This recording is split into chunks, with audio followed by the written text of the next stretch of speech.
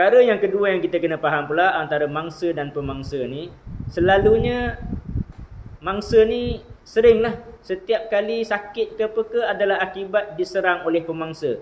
Asyik harimau saja ataupun asyik gajah tadi serang pokok pisang kita.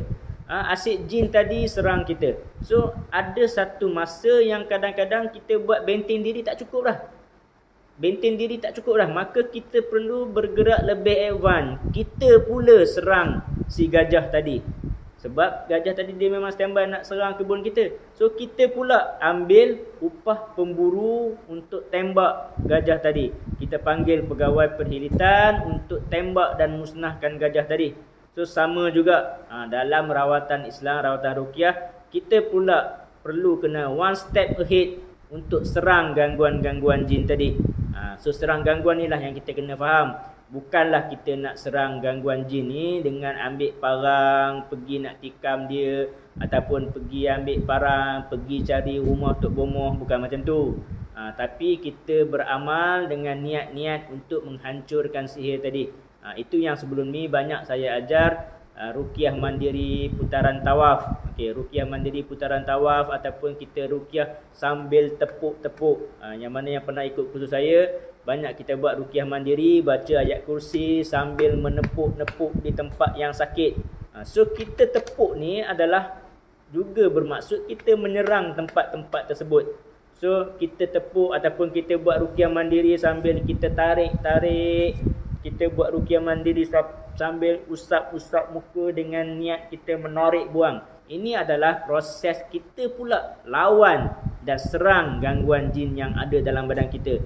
Selama hari ni jin tadi duduk bertapak bersarang dalam badan kita, maka kita perlu bertindak advance. Kita pula serang dia. So serang dia dengan amalan-amalan ruqyah mandiri. Serang dia dengan amalan-amalan minum air jampi. Ini yang paling saya amat-amat pesan kepada semua peserta kursus saya.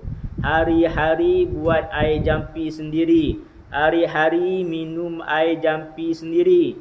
Biar banyak minum air jampi. Jangan risau, kita bukan nak kena minta duit sebab kita dah belajar cara nak buat air jampi. Kita boleh buat air jampi sendiri.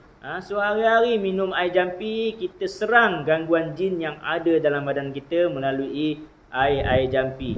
Kita serang lagi gangguan jin tadi dengan pemakanan-pemakanan sunnah. Amalkan kurma ajwa. Okey, Rasulullah dah bagi tahu dah. Siapa yang makan kurma ajwa sebanyak 7 biji setiap pagi akan terlindung daripada terkena sihir. So kita dah tahu ada senjata, kita dah tahu ada peluru dia. Peluru dia adalah kurma ajwa, tapi kita tak nak amal. So start daripada hari ni. Air jampi tu minum setiap hari. Habis air jampi kita buat lagi. Tak ada masalah, boleh buat sendiri. Kurma, minum, ambil makan kurma untuk tawarkan segala gangguan jin. Ambil madu setiap hari, konsum madu setiap hari, madu asli.